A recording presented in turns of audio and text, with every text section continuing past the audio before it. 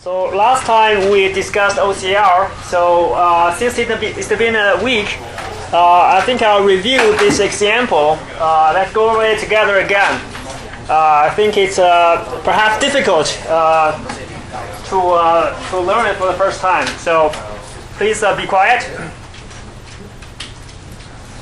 Okay, so this is the class diagram where you have a division which contains several departments. Department has staff. At the same time, division has employees. So essentially, you can go directly from division to person, or from division to department, then to person. And a person has a manager. A manager manages a worker, one or more workers. Someone may not have a manager, which means that 0.1 it says a person may have 0 or 1 managers. If a person has 0 managers, it means that he's a manager. Only a non-manager has a manager, right? So a person works for a division, assigned a job contract. A contract is for a post. A post is like a secretary, engineer, etc. So that's a class diagram. This is the object diagram, where you have concrete objects instead of classes. Remember the classifier instance distinction. A class is a classifier. Object is an instance. A class may have many objects.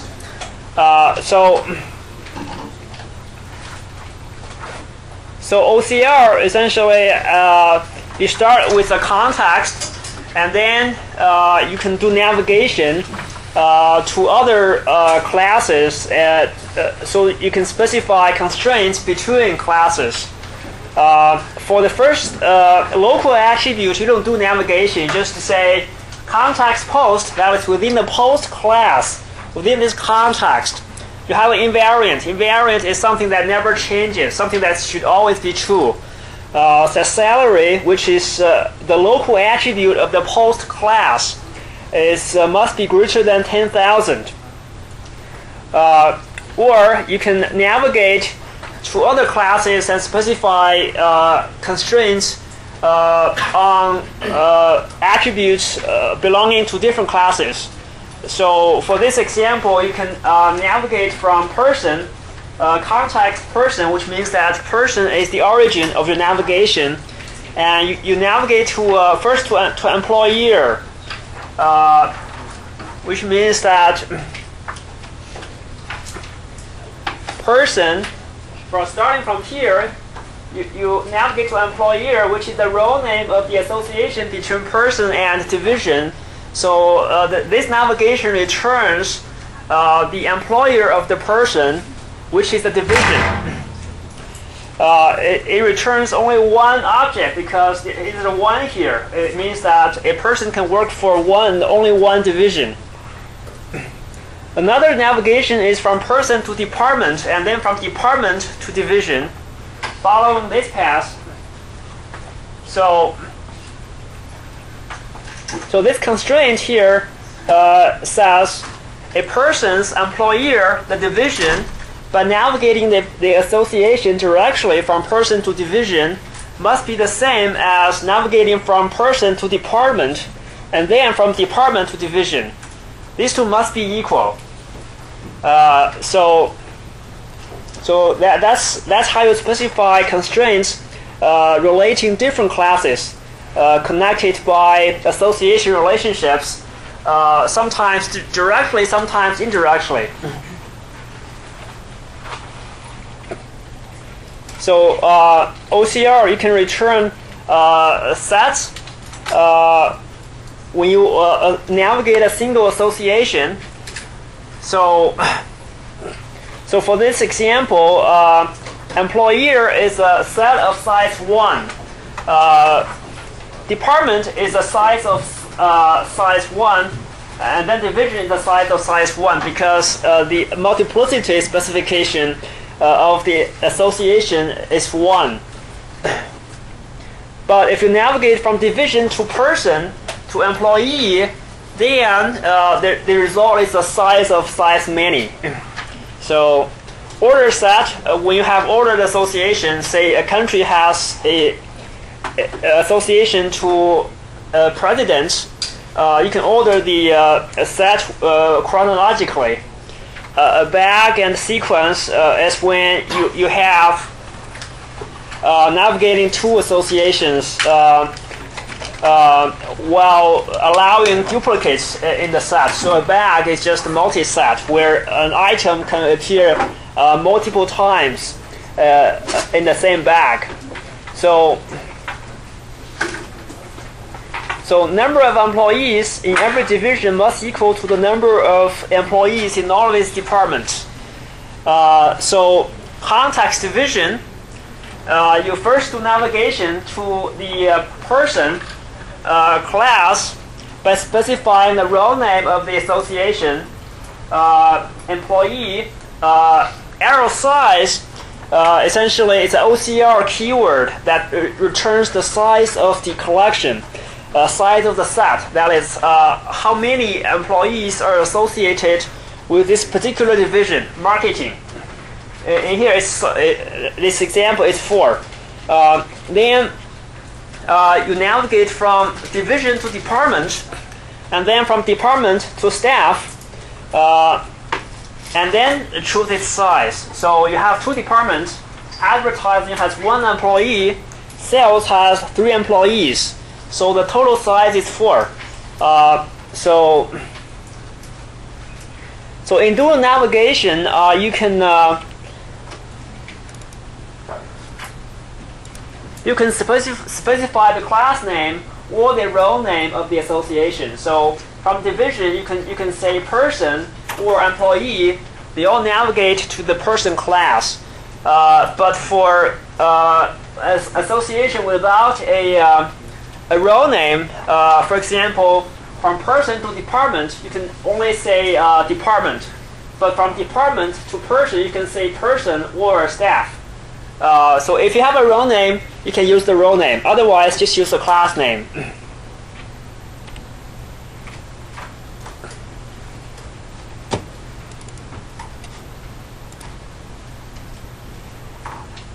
So employees, a post is one of the set of posts of that employee's division.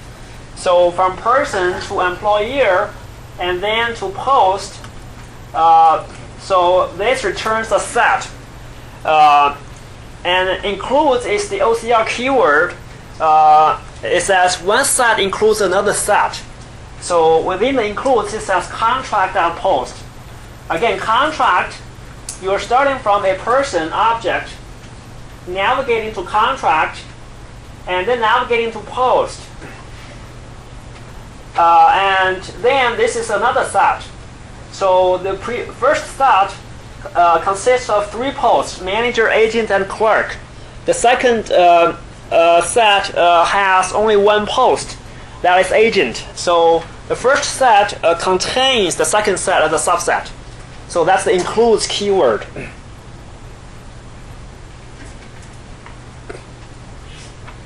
So the staff of a department are all employees of the division the department belongs to.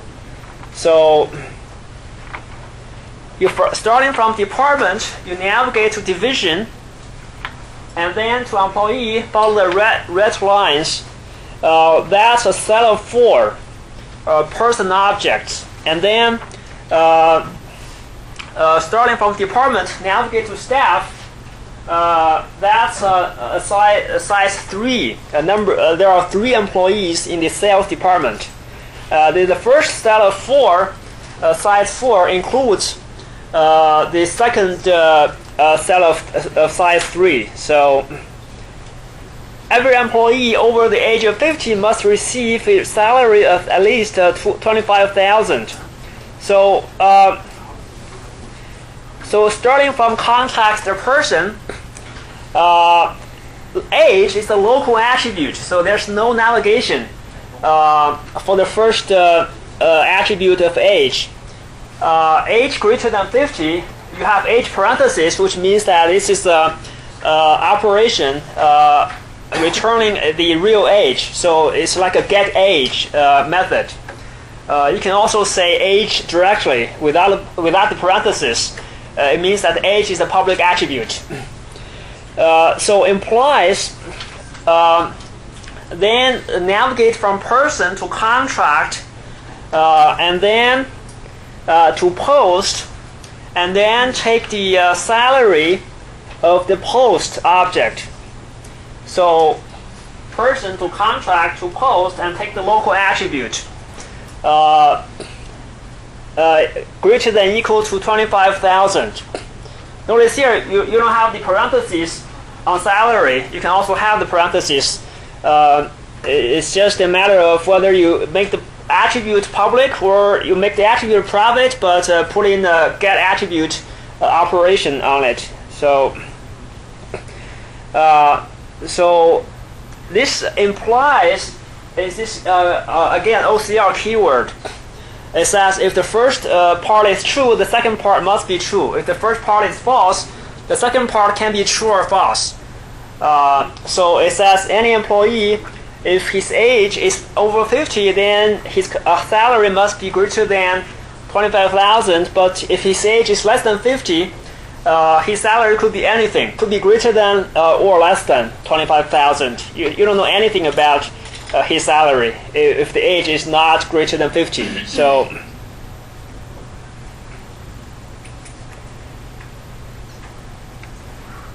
any questions so far?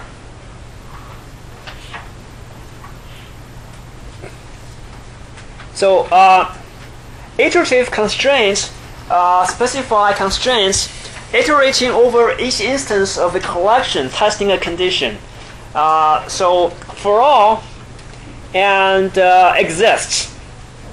If you learned logic, you know these two logic operators. For all, you write it as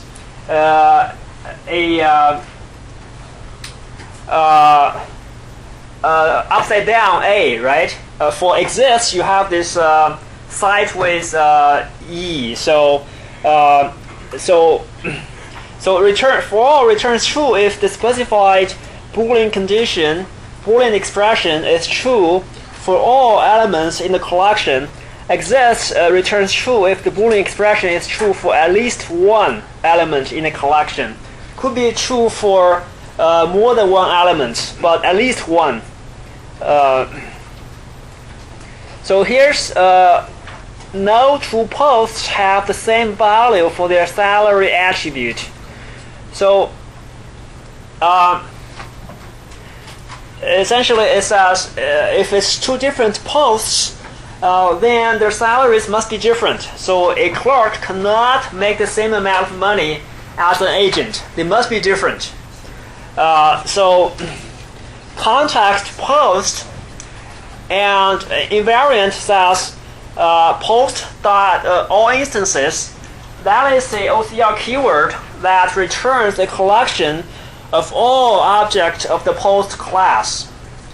So it returns a collection of a manager, agent, and a clerk in this case. And then you say for all G colon post it says for all objects G which are of type of class post, G not equal to self implies G salary not equal to self salary. So essentially it says self is a OCR keyword referring to your starting point. So you're starting from a post object, and then you're looking through all the objects that of class post, and comparing yourself to others. If it's a different post object, then you must make sure that the salary must be different. But if it's the same object, so if G is equal to self, then of course the salary is equal to self.salary because they're the same object. So for example, say G is a manager, manager object in the post class. Then you look at clerk. Clerk is a different object. So I'm sorry. So self is manager, and then you look through all the objects in the post class. That's manager, clerk, and agent. Clerk and agent are different objects. So G not equal to self. Therefore, salary must be different. But manager and manager are the same object. So the salary can be different. The same object must be the same. So each division has a head. So this constraint essentially. So what is a head? A head is someone who doesn't have a manager. So he's the head of the division, so he doesn't have someone on top of him. So you look at each employee in the division and see if there's anyone who doesn't have a manager. So you look at Sarah. Sarah has a manager as Wendy. So Sarah plays the role of worker, and Wendy is the role of a manager. So M is a manager, W is the worker in the association relationship. So Larry has a manager, also Wendy. Wendy has a manager as Alan. But look at Alan. Alan doesn't have a manager. So how do you express that in OCR? It says here, context division, starting from the division object, then invariant colon employee. It says this employee here returns a collection, a set of employee person objects. That is Alan, Wendy, Larry, and Sarah. Then exist is this keyword for iterating over all elements in the set. So each one denoted as E, then E.manager is empty, means that this employee doesn't have a manager. Therefore, this guy is a head. So this essentially expresses the fact that every division has a head. So notice that this E here, you can also say E colon person. But here we omitted that E colon part. In the first example, we had this G colon post, right? So it can be omitted. So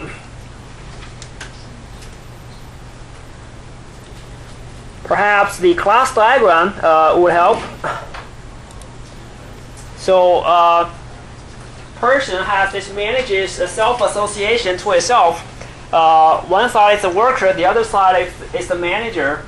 Manager has 0.1 multiplicity, which means that there's someone who doesn't have a manager.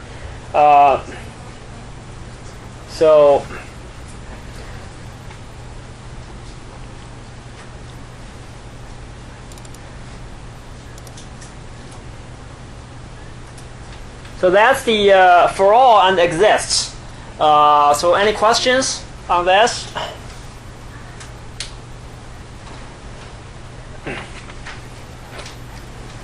Okay, so all the previous constraints are static constraints. That is, they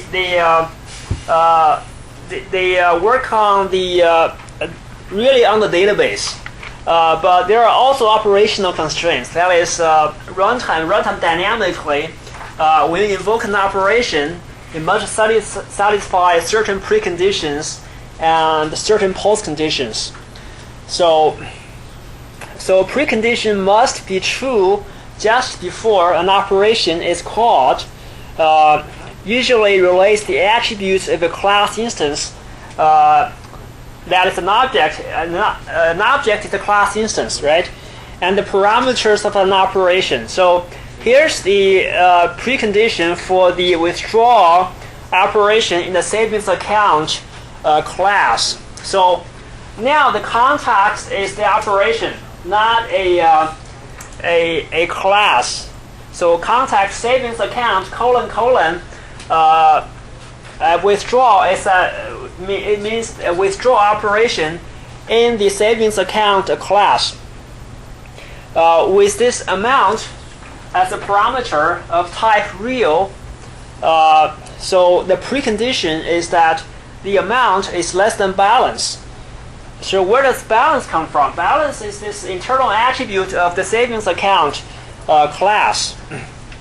So we check this OCR constraint at runtime. Whenever the withdrawal operation is invoked on a particular savings account object, you look at its balance attribute and compare it with the amount as the parameter of the withdrawal operation. And if the amount is less than balance, then the precondition is satisfied. Otherwise, it's not satisfied. You should issue an error message. You cannot withdraw more money than you have in your account. So post condition must be true just after an operation has completed.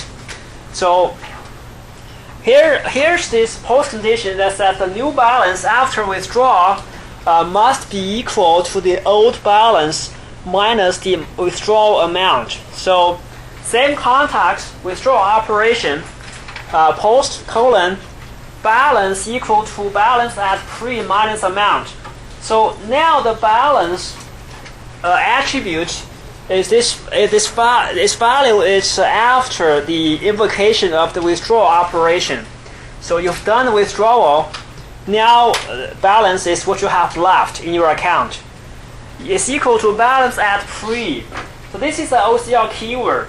It says the balance attribute value before this operation was invoked. Minus amount is the parameter of the operation. So this is just some sanity check that within the savings account withdrawal operation you didn't make any errors. So that is your balance stays correct. So we can compare values before with the at pre keyword and after operation execution. So you can imagine having these two precondition and post conditions.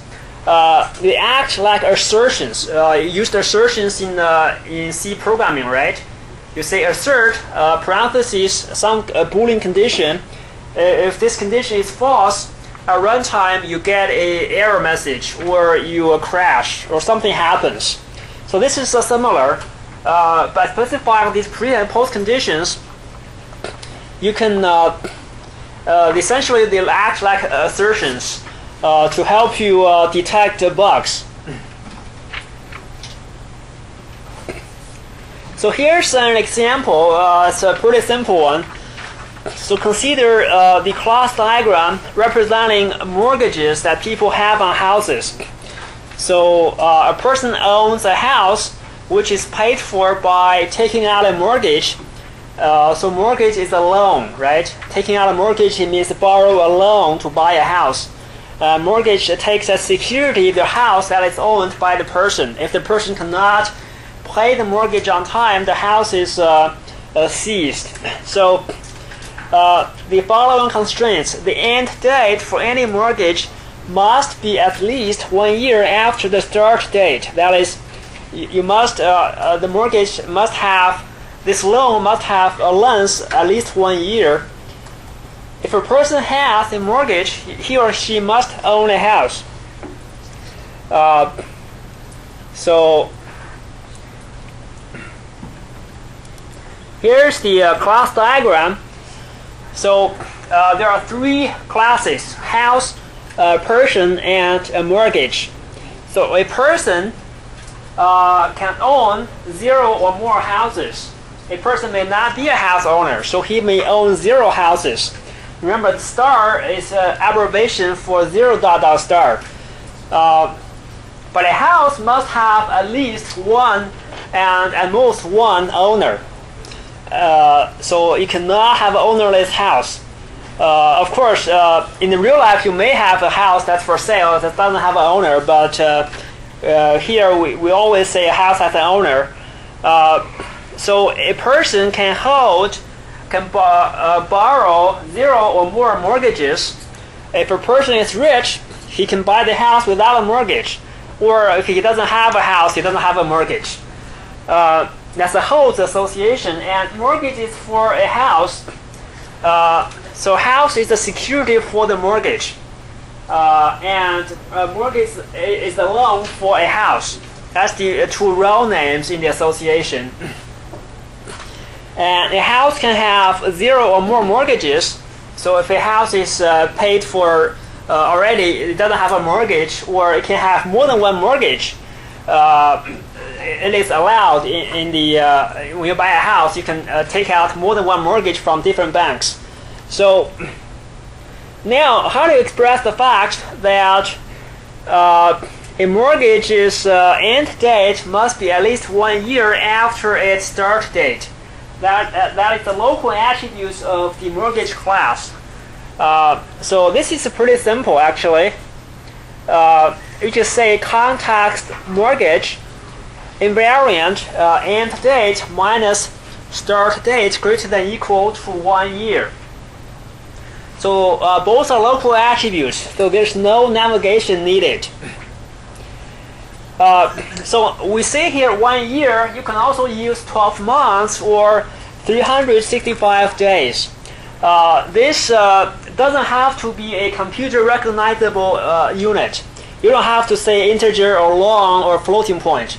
At this stage, we're doing requirements. So we can. This is for human understanding. So you don't have to specify any concrete measures. You just say 1 year. That's fine. Or you can say start date plus 1 year greater than or equal to end date. So these are obviously equivalent. So I think I got this sign wrong. It should be less than or equal to end date. Yeah, it should be less than or equal to here. So I'll modify that. So since we're writing a constraint, not a program, there's no need to specify conversion of days to years or days. It's only necessary to convey the intent of the constraint for human understanding. So if a person has a mortgage, he or she must own a house. So essentially it says, look at the class diagram again. A person has a mortgage, he or she must own a house. So that constraint is not specified in the class diagram. But looking at this class diagram, you don't know that, right? Both of these multiplicities can be 0 dot dot star, house and mortgage. So it's entirely possible for a person to have 3 mortgages but 0 houses. So to prevent that, we have this OCR constraint.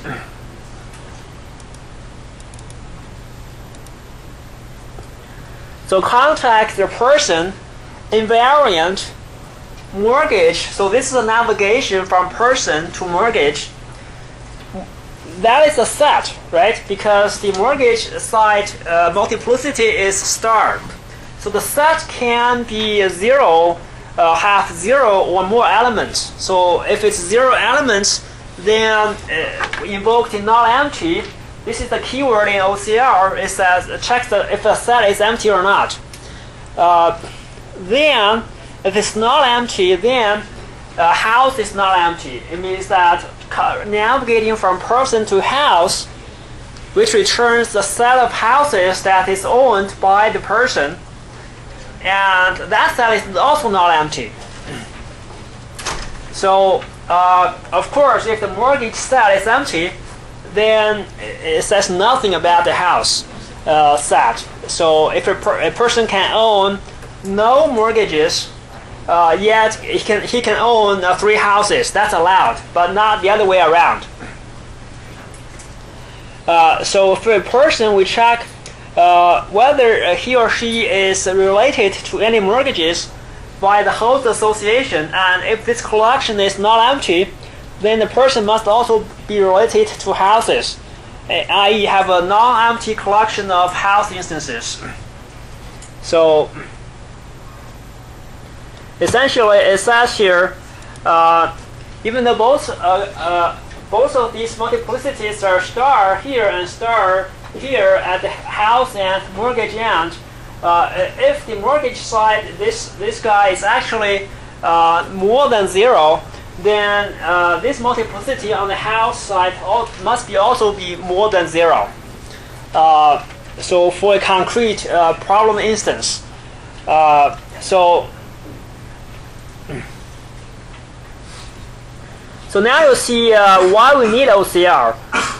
For this type of constraint, you really cannot specify it on the class diagram. It doesn't have UML does not provide you with a mechanism for expressing this on the class diagram directly.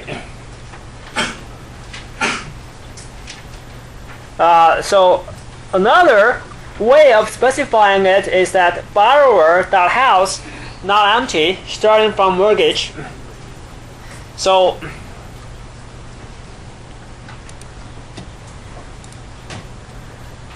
starting from mortgage, you navigate to borrower, that is navigating this association from mortgage to person, and then from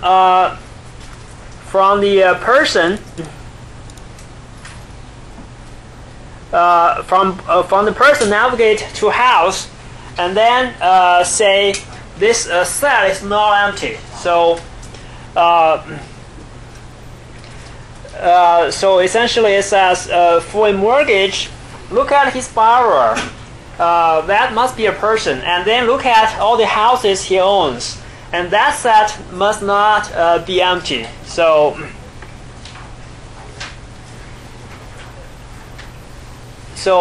this is the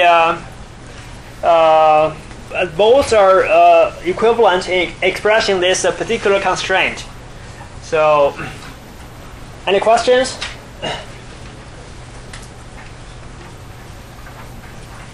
Okay, so we're done with UML. So just a brief review. Class diagram. You have a class with the 3 compartments, class name on the top, and then you have attributes and operations. Modeling elements, you have this classifier instance distinction. So class is a classifier, object is an instance. So for example, student is a class as a classifier. Each one of you is an object, an instance of the class student. Attribute is a classifier, value is an instance. So each class has many attributes, but for each attribute, each object may have a different value of the attribute. So for example, a student class has this student ID attribute, but each student object has a different student ID value for the attribute. Operation is a classifier, method is an instance. So method is the implementation behind the operation. Operation is a signature. So it's the public interface, while method is the private implementation. So you can have multiple implementations, multiple methods for one operation, especially if you learn about virtual classes in C++. You can change the implementation of an operation. So association is a classifier, link is a instance. So association is between classes. Link is between objects. So we learn about inheritance. So student is a superclass. It may have two subclasses, undergrad or grad, and the annotations are complete at this joint. Complete means that there's no other type of student besides undergrad or grad. Obviously, it's referring to a college, right? If you refer to the whole student population in the society, then you have high school and the middle school and all that. But within the college, it's complete. Disjoint means that a person cannot be both an undergrad and a grad at the same time. So association is between classes. Students enrolled in course. Enrolled in is association with the multiplicity on the student side is 10.45, which means that a course can have between 10 and 45 students. And on the course side, it says a student can take 1 to 5 courses. Cannot be 0, cannot be 6. Course contains a course offering. This solid shape indicates composition, which means that course offering cannot exist independent of the course. If it's aggregation, that is the open shape without the black fill-in, then it is the contained object can exist independent of the container object. So composition and aggregation are special instances of association. So if you draw just a single line here, at the association is always correct to replace aggregation or composition. But aggregation and composition allows you to express relationships more precisely. So constraints are OCR that specifies additional constraints on the class diagram without which is not possible without OCR. Okay, so any questions? No? So we move on to the next chapter. Software development processes.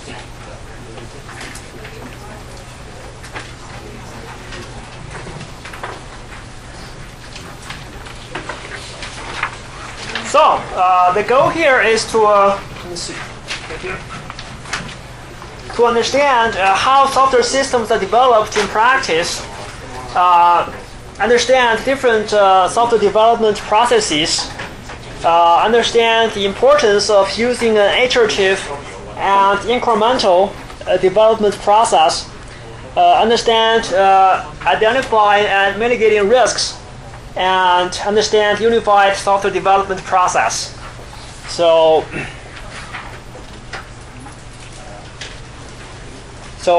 the first part is the overview, and the second part is we discuss unified process. So software system is a purposeful collection of interrelated components that work together to achieve some objective. So that's a mouthful. Essentially, it's a formal definition of a software system. Not just a piece of software that you do in your homework. It's a system that it accomplishes some objective in the real world. So you have technical systems that include hardware and software, but no procedures and processes. So for example, television, mobile phones, and most personal software like Microsoft Word, these are really most for personal use. This is as opposed to social technical systems, where you have one or more technical systems plus knowledge of how the system should be used to achieve some broader organizational objective. That includes banking systems, student registration system that you're developing, air traffic control system, etc. So they have a operational procedure which specify how they're used, and they include people as an inherent part of the system. And they have they're governed by policies and rules, and so it really has a social aspect to it instead of a purely personal aspect. So our focus in this course is on social technical systems. So where you do involve potentially many people.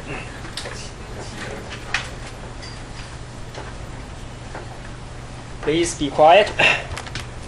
So social technical systems have these characteristics. So they have emergent properties. What are emergent properties? These are properties that appear only when the system functions as a whole. That is, for example, an ant colony has emergent properties as the society of ants, but for each individual ants, it doesn't have these properties. Only as many thousands of ants together, you have an ant colony, then you have emergent properties. So they depend. These properties depend on both the system components and the relationships, the interactions among them. So they're often non-deterministic. That is, the same input does not always lead to the same output. It depends on the human operators and the internal state. So their success depends not only on the system itself, but also on the organizational environment in which it operates. So you need to consider the organizational objectives. And for example, a new manager may cancel an existing ongoing project. That's the organizational environment. So the implications are that software engineers will need to be concerned not simply with the software itself, but also have a broader awareness of how the software interacts with other hardware and software systems and how it's supposed to be used. That is, you need to be aware of the organizational procedure. If you're developing software for a financial company, you need to understand the basics of the stock markets and financial transactions, etc., not just the computer science knowledge. So types of software development projects are greenfield projects. That's a new development. So you're starting from a green field full of grass and you're building a house on top of it. So that's a new project. Or evolutionary projects where you have a house already. You need to fix it, or add a wing to it, or fix a leak, or do something to fix it. So it can be corrective, that is fix defects, fix bugs. Adaptive, by adapting to new technology. So the new version of Microsoft Windows comes, you need to port your old software to run on the new Windows. That's adaptive. For enhancement, so add new features, or perfective, to make it more maintainable. This is also called re-engineering. It means that the software does what it does. It works fine, but it's hard to maintain. The code is kind of like spaghetti. You do some refactoring and re-engineering to make it more modular, make it more easy to understand, to evolve. So the perfective maintenance on the surface doesn't do anything, but it has benefits to for the future evolution of the project. So framework component projects where you start with the existing framework or plug together several existing components. A framework is a software system designed specifically to be used in different projects for a product line, but needing to be adapted to handle specific requirements. So what's a product line? Product line is a line of a family of products. For example, the latest cell phone from, say, Samsung, it has a line of products from the low end to the high end. They all share many components, perhaps the same CPU, same memory chips, same display, but perhaps by adding more RAM to it or having a higher quality display, you have a higher end product. So a framework is a software system designed to be reused in the different projects or product line. That is, so imagine the software system running on your cell phone. For a same product line from the same company, you can imagine that perhaps 90% of the software is the same. Perhaps only you add some more components for the high-end product and remove some components from the low-end product. So the framework is like a skeleton of a house, of a person, while the components is like the flesh of a person. Or framework is like an architecture, the overall skeleton of the house, while components are the bricks, the actual building blocks of the house. So many companies have internal component libraries, repositories, accumulated over many years of the software development, so that when a new project comes along, they can quickly snap together components to form a software product instead of developing the project from scratch. So a framework essentially acts like the skeleton, the rules by which you compose the components. So our focus in this course is on greenfield projects. But in reality, most common type of projects are evolutionary projects.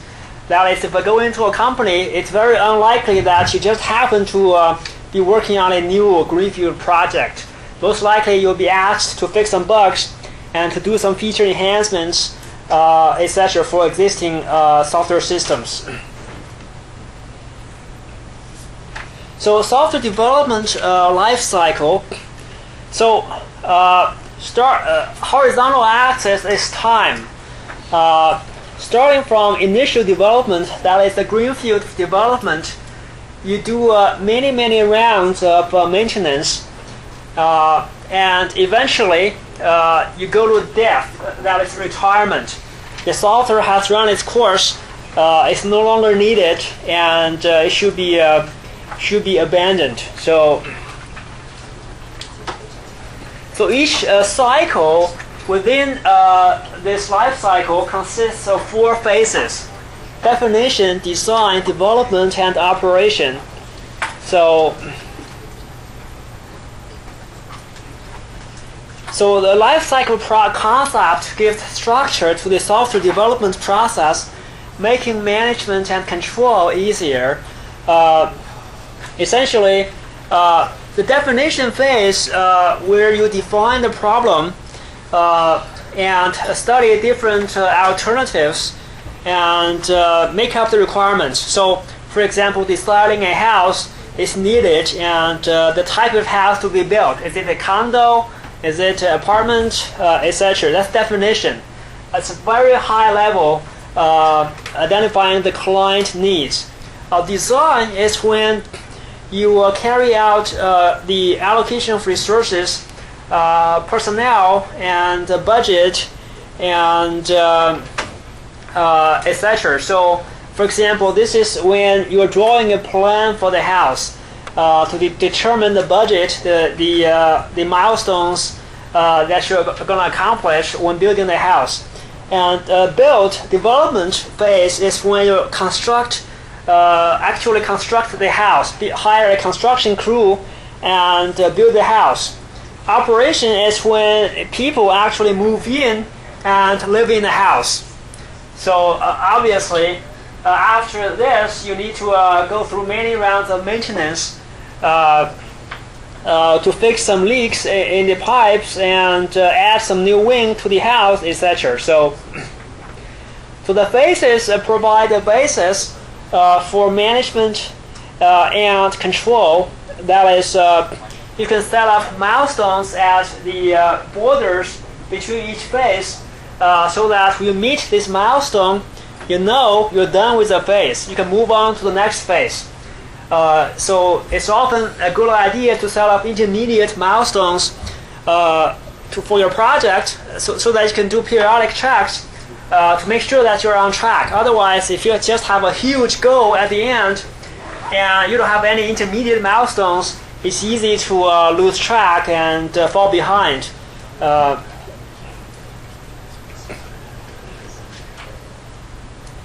So the 4 P's in software development, of course, the core, the center is the project, and you have people.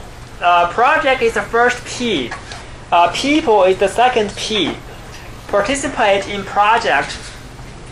The people include stakeholders. Stakeholder is someone who holds a stake in the project. That is someone who cares about the project. You have clients, users, and software engineers. All are stakeholders. So the users may not be the clients. So, for example, say eBay is a company, it's a client that hires the software development team to develop a online trading system. So eBay is the client, but the users are the average person who's using eBay. So result is the product. It's the final set of artifacts resulting from the project. Includes models, code, and manuals. Not just code, mind you. It also includes documentation. Models as part of documentation. So process, that is the set of activities, workflows for the project. So what is the software development process? It is like a recipe. When you are cooking, you buy a cookbook, you have a recipe for, say, cooking a dish. It says 1, do this, 2, do that, 3, do this. It's a step-by-step instruction of how to go about developing the software. So it's called a workflow. That is how you do each piece of work, step by step. It is a template, which means that it is not set in stone. That is, you must customize it, customize the template to fit your specific project. So a process is a rather generic workflow. But it can be rather vague. It's a high-level concept, but it's not concrete enough. But for each project, you need to take the process and customize it and make it concrete. So, of course, the requirements are drawn from the application domain into the project. So that's the 4 P's. And you have tools to support the process. So the tools, IBM Rational is one tool for supporting the process. So,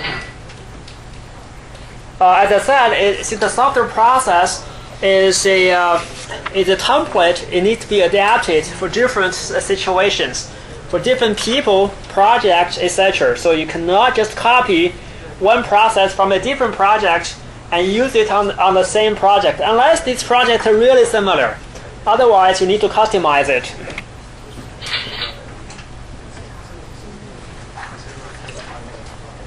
So why is the process important? So processes impose consistency and structure on the activities. So eases the project management. managers can more easily understand and manage the project. So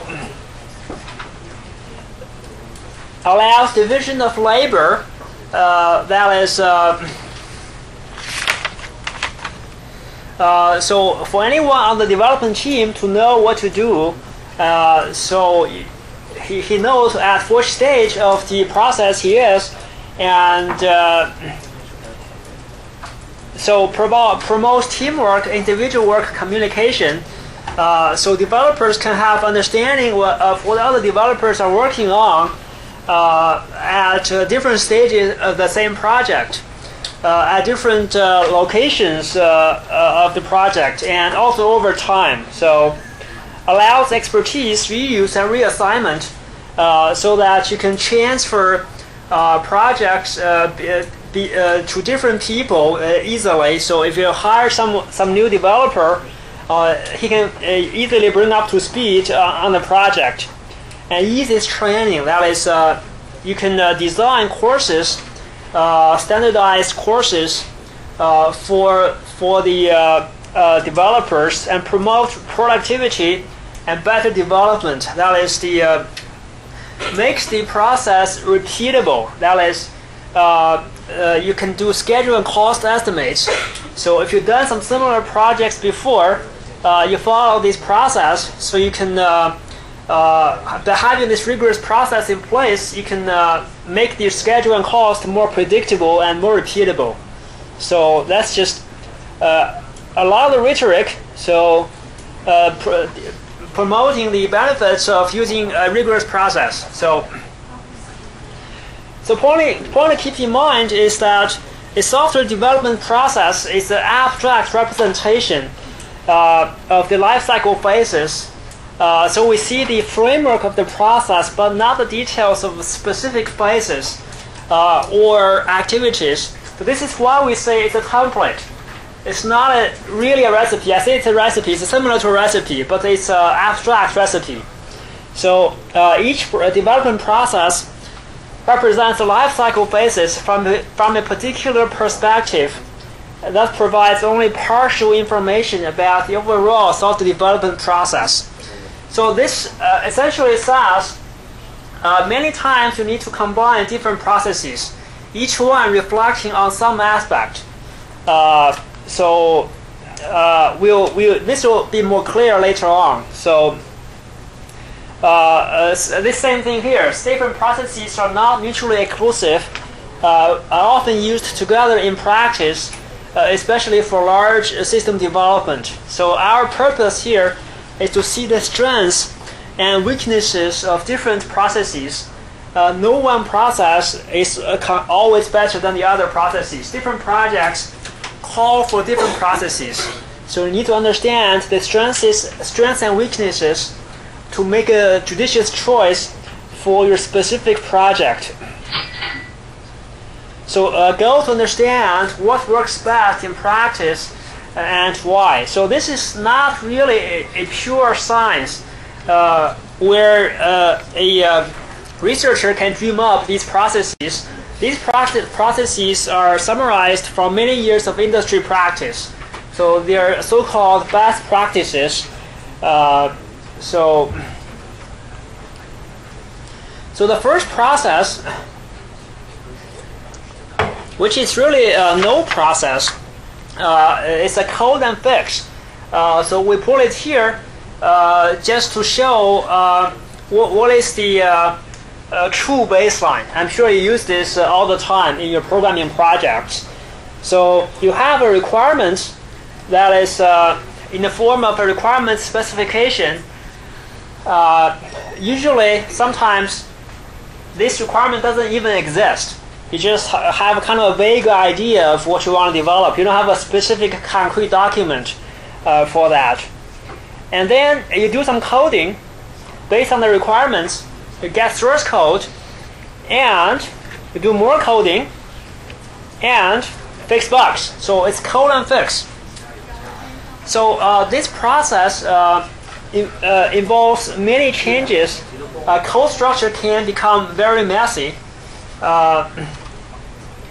as you all know, when you fix one bug, you introduce more bugs. So it's unsuitable for large systems because of turnover of personnel, because the code is so messy. No one except the original developer can understand the code. So if the developer leaves and someone new comes on, it takes forever to understand the software. No one dares to touch the software. So, by the way, that could be an excellent way of achieving job security. That is to make your software system so messy that no one else can maintain it except you. So difficult to understand and fix code. Requirements can be easily unmatched. That is because there's no feedback from the client during the development process. So you're just coding it in a room by yourself, and you can easily deliver something in the end that's not what the client wanted. So that's an unmatched requirement. So the software development process becomes unpredictable and uncontrollable. That is, you don't know how much progress you've made. You don't know how far you are from the goal. You just code and code, right? Perhaps you've written 2,000 lines of code, but how many days do you need until the end? You don't know. So it's unpredictable. Over schedule, over budget, and low quality. So a more structured software development process is needed. So this is really not a process. We put it here just to show it as a counter example, as a bad example, to show why you need these other processes. So waterfall is this traditional software development process where you start sequentially from requirements to analysis and design, producing each document along the way. So requirements produces a requirements document, analysis and design produces a design specification document, coding produces implemented collection of software modules, testing produces a tested assembly of modules, and maintenance keeps the system working and up to date. So it is called a waterfall because think of this as a ladder or a set of stairs. The water falls down below from top to bottom. So you can have limited feedback that is within each stage. That is within coding. You can do some coding and see if it's okay or not. If it's okay, you go on to testing. But if it's not okay, you do more coding. But notice that you cannot go back to a previous stage. That is, you cannot go back from coding to design or from testing to coding. So once you flow down to testing, you cannot go back to coding. So just like water, it only flows down, never flows up. So the waterfall process is a sequential process. That is, you go in this one-way street. So this is applicable only when requirements are well understood. So in the end, when during maintenance, you can redo this process of starting from requirements.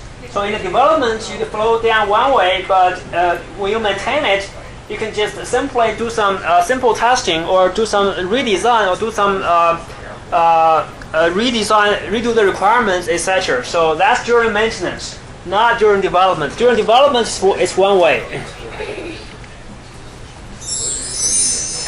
So it is applicable only when requirements are well understood and unlikely to change. So this can be true for certain projects, but for most projects, this is rarely true. Requirements constantly change. So this process is perhaps not suitable for most projects because this is too rigid. So the pros are that it imposes imposes a needed discipline, rigor, and formality on the process. It's a systematic, sequential, and phased approach. So you have this very clear division of stages. You cannot just go in and hack code like in the code and fix process. You must do design. So that's a discipline that it imposes. Keep the development process predictable and easy to monitor. So because you have all these documents along the way, requirements, you must produce a requirements document, and design must produce the design document. So if you don't have the document, you cannot go on to the next stage. So this really sets milestones for you, makes the process predictable. Enforce standards requiring production of certain documents at certain due dates and approval before proceeding.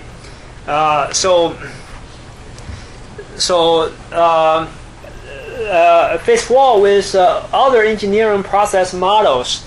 For example, for hardware development, when you are developing a chip, of course you should do design first, and then you do actually coding of the internal details of the chip. But for software development, people tend to rush into development without doing design.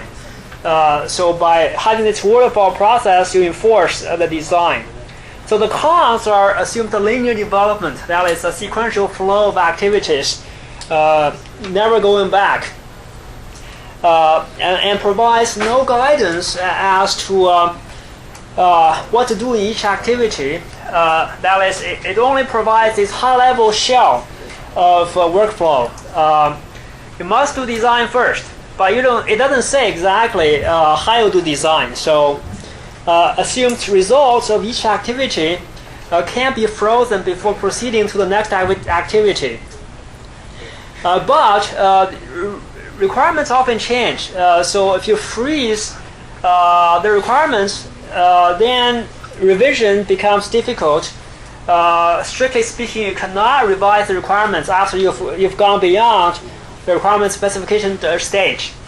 So this is also related to the linear development. You can only go one way. Different languages, notations are used in each activity, requiring reformulation of models from activity to activity. That is, in the requirements stage, perhaps you use one natural language. In the design stage, you use some models. In the implementation stage, you use some programming languages. So different languages are used. You need to map from one language to another. So it may be error-prone to do that. Then all planning is oriented towards a single product delivery date. So the product usually is not available for feedback until the end of the development. That is, the client doesn't see the product until the very end. So there's a chance that the requirements are unmatched. That is, you deliver a product that's not really what the client wanted in the first place. What is a better approach? Perhaps you need to develop some simple prototype first and to show the clients first, and then before you're proceeding to design and implementation. So for this course project, we're really asking you to deliver a prototype first. This is therefore you're not really using the waterfall process. So prototyping is this process where you start from requirements, gather requirements, do a quick design, build prototype. A prototype is something that works, but very roughly. It may have many bugs. It may look really terrible, really ugly in terms of user interface, but it works. The whole purpose of a prototype is to communicate with the client, to make sure that this is what the client wanted. And client evaluation of prototype, define the prototype, and go back to design, build prototype, and so this has the discipline of a waterfall in the sense that you do have the division between design and development, but it is useful when requirements are vague or unknown, as it allows exploration of user interface and functionality needed. That is, requirements can be vague or even unknown. Why? Because oftentimes the client doesn't know what he wanted. But if you show something to him, he'll tell you if it's what he wanted. So by building the prototype, the prototype is really part of the requirements elicitation process. You are using the prototype to tease out, to communicate with the client more effectively, and to get more precise requirements. So you can also explore different user interfaces by building something rough and show the client to see if he likes it or not. What to do with the final prototype? So ideally, the prototype should be thrown away, and you should start from scratch by building something from scratch. That is, the prototype is intended for communication with the client, so it may not have a very good software architecture. It may have very messy internal code. So it's not a good idea to evolve the prototype to the final product. But that's what people often do, and that's perhaps what you do in your project. In the ideal situation, you should throw away the prototype. So the pros are that it allows requirements to be quickly explored to get a clearer understanding of the system functionality, especially by the client. So allows user feedback and approval to be obtained before you proceed in developing the real system. If the prototype doesn't work with the client, then you can save a lot of trouble. Allows different solutions to be explored with a higher chance of finding the right solution. So if you build a prototype, the client doesn't like it, then you try another prototype with a different UI and explore the different solutions. So the cons are that it's not really a complete software development process, so it needs to be used in conjunction with another software development process. For example, prototyping first, and then you go into a waterfall process after you use prototyping to build a really good requirements document. So the process is not visible since there are a few artifacts produced, makes it harder to measure progress. Visible means that you don't know how far you've gone. You are somewhere in the process, but you don't have a clear idea of your progress. So because documentation is not really emphasized in this process, the final product is not a complete system, but may be treated as such by the client, so it's often poorly structured and hard to maintain. So this relates to what to do with the prototype. If the client really likes the prototype and demands it as a product, then perhaps you need to evolve the prototype into a product, which is often a bad idea because the prototype is often poorly structured and hard to maintain. So, okay, so any questions? Okay, so remember the activity 1 will be due October 5th. The due date is strictly enforced. I will have some clarifications of the requirements, minor updates to the requirements posted later. Shouldn't affect your project, but some just clarification. Okay.